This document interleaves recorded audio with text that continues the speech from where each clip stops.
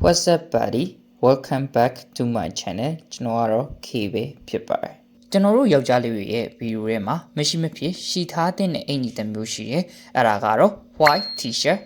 အဖြူတစ်ထည်ပဲဖြစ်ပါတယ်။လူတော်တော်များများက t-shirt ဖြူဆိုတာအရန်ကိုရိုးရှင်းတဲ့အဝတ်လိုပဲထင်ကြတယ်။တကယ်တမ်းကျတော့ t-shirt ဖြူဆိုတာဘယ်လို fashion မျိုးနဲ့မဆိုတွဲဖက်ဝတ်ဆင်လို့ရတဲ့အကောင်းဆုံးအထည်တစ်ထည်ပဲဖြစ်ပါတယ်။ဒီနေ့ဗီဒီယိုမှာကျွန်တော်ရိုးရှင်းနဲ့ t-shirt အဖြူလေးတစ်ထည်ကို fashion ကြ smart ကြဘယ်လိုဝတ်ဆင်ရမလဲဆိုတာကိုပြောပြပေးသွားမှာပဲဖြစ်ပါတယ်။ကဲအဲ့ဒါဆိုရင်ဗီဒီယိုစလိုက်ကြရအောင်။ပထမဆုံးနည်းလမ်းကတော့ကျွန်တော်တို့နေ့စဉ်သွားလာတဲ့အခါဒါမှမဟုတ်ငွေချင်းနေနဲ့တွေ့တဲ့အခါဝတ်လို့ရမယ်ပေါ့ပနဲ့ smart ကြတဲ့ crochet and cool look ပဲဖြစ်ပါတယ်။အရင်ဆုံးကျွန်တော်တို့မှာရှိတဲ့ t-shirt အဖြူကိုတဲပွား straight fit ခြင်းတစ်ထည်နဲ့တွဲဖက်ဝတ်ကြည့်ဖို့အကြံပေးခြင်းပါတယ်။အရောင်မှာဆိုရင်တော့အပြာရင်အပြာနုမိုးပြရောင်စတဲ့အပြာနဲ့သက်ဆိုင်တဲ့အရောင်တွေကအကောင်းဆုံးပါပဲဖနက်မှာဆိုရင်လေ Adidas Samba, Nike Air Force One စတဲ့ sneaker အဖြူလေးတွေဒါမှမဟုတ်ကိုကြိုက်တဲ့ loafers တရံနဲ့တွဲဖက်ဝတ်ဆင်နိုင်ပါတယ်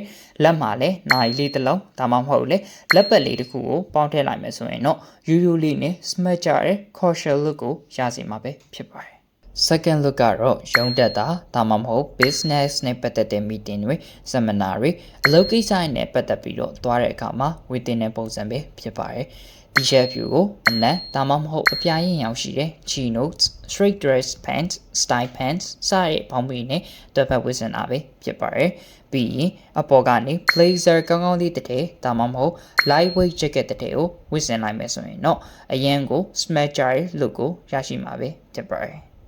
ဖနက်ကတော့ leather loafers ဒါမှမဟုတ် dress shoe တွေကဒီ outfit နဲ့အလိုက်ဖက်ဆုံးပဲဖြစ်ပါတယ်။ဒါဆိုရင်တော့ပုံမှန် t-shirt အဖြူလေးတစ်ထည်ကိုအခြေခံပြီးတော့ formal ဆန်တဲ့ look ကိုရရှိနေပြီပဲဖြစ်ပါတယ်။ That outfit look ကတော့အနေငယ် edgy and bold ဖြစ်တဲ့ပုံစံပဲဖြစ်ပါတယ်။နိုင်ရောက်ထွက်တာဒါမှမဟုတ် party တို့ festival တို့သွားတဲ့အခါအရွေးချယ်တင်ဆုံးပါပဲ။ဒီတစ်ခါမှာတော့ t-shirt ဖြူကို leather jacket ဒါမှမဟုတ် design ဆန်တဲ့ jean jacket တစ်ထည်နဲ့တွဲဝတ်ကြည့်ဖို့ကိုအကြံပေးခြင်းပါတယ်။အောက်ကနေအနက်ရောင်ကာကို pants ဒါမှမဟုတ် straight jeans လိုမျိုးပေါင်းပြီးတွေကတွဲဖက်ဝတ်ဆင်ဖို့အကောင်းဆုံးပါပဲ။ဖနက်မှာတော့ combat boots ဒါမှမဟုတ် Chelsea boots တွေနဲ့ဆိုရင်တော့ပိုပြီးလဲ fashionable ဖြစ်သွားမယ်လို့ထင်ပါတယ်။ Fourth outfit look ကတော့ t-shirt ဖြူကို smart ကြတဲ့ wall tailor dress pants ဒါမှမဟုတ် button လှလေးတွေပါတဲ့ပေါင်းပြီး button trouser တွေနဲ့တွဲဝတ်တဲ့ပုံစံပဲဖြစ်ပါတယ်။ပြီးရင်အပေါ်ကနေကော်အင်ကြီး suit jacket ဒါမှမဟုတ် velvet blazer လိုမျိုး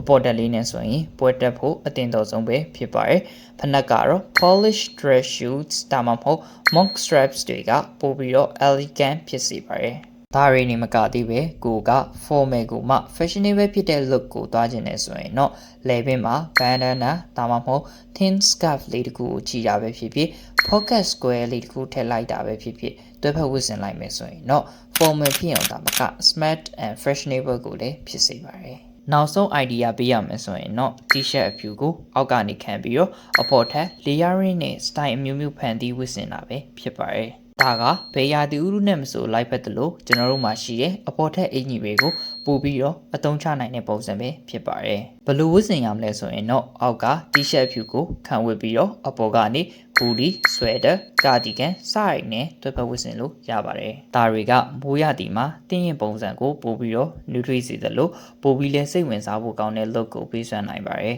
ဒါတွေမကသေးပင် t-shirt ဖြူပေါ်ကနေ plate shirt ကိုကျေတိမတက်ပဲဝတ်ဆင်တာကလည်းလူငယ်ဆန်တဲ့ပုံစံကိုရစေပါတယ်။ကဲဒါဆိုရင်တော့ t-shirt ဖြူလေးတစ်ထည်ကိုအခြေခံပြီးဘယ်လို fashion ကြဝတ်ဆင်နိုင်လဲဆိုတာသိသွားပြီလို့ထင်ပါတယ်။ဗီဒီယိုလေးကိုကြိုက်တယ်ဆိုရင် like လုပ်ပြီးကျွန်တော်ရဲ့ channel လေးကို subscribe လေးလုပ်ပြီးတော့ဖို့တောင်းဆိုပါတယ်။နောက်ထပ် fashion နဲ့ပတ်သက်တဲ့ဘယ်လိုအကြောင်းအရာတွေကိုသိကျင်လဲဆိုတာ comment မှာရေးပေးသွားလို့ရပါတယ်။အသစ်တော့ fashion အကြောင်းအရာတွေနဲ့ကျွန်တော်ပြန်လာခဲ့ပါမယ်။အားလုံးကိုကျေးဇူးများကြီးတင်ပါတယ်။